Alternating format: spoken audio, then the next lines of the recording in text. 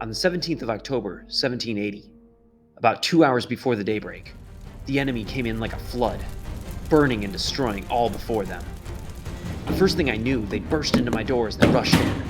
I thought they might be Indians, so I called out, "Sago! Sago!" the Iroquois word for peace.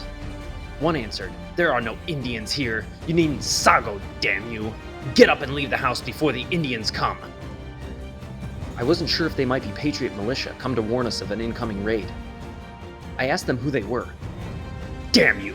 We will show you who we are. We are the King's men." I said, "Why do you trouble me? I moved 100 miles to get clear of the fighting."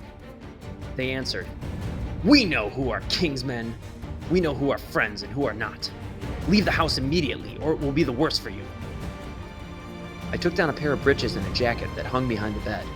One of them pulled them away from me and said, "God damn you, you must not think to take everything," and hurried me out the door. I took up my little son, and my wife picked up our daughter, and we carried them out the house. The soldiers ordered me to give my child to my wife, but Samuel clung to my neck. I asked them to show some pity. What can this woman do with 2 small children? One presented his gun to my breast and swore with an oath that he would not be plagued with me any longer. My wife begged them to spare my life. Another struck up the muzzle of his gun and hauled me away to the guard. One of my neighbors, Isaac Stowe, was inhumanely massacred for attempting to make his escape. An Indian threw his spear at him and struck him in the back, then caught and held him and smote his tomahawk into his head. It was dreadful to behold the destruction that was made. They plundered the valuable clothing, burned the houses, barns, and haystacks, killed hogs and cattle, and destroyed all before them. It was judged that they burned 2,000 bushels of wheat. Such a company of men I never saw before nor since.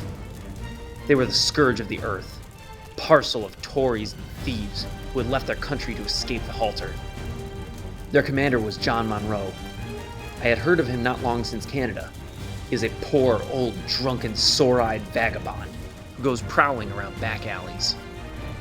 I thought I'd heard swearing before, but I had never heard anything to compare with them. Their horrid oaths and blasphemy were enough to make one shudder.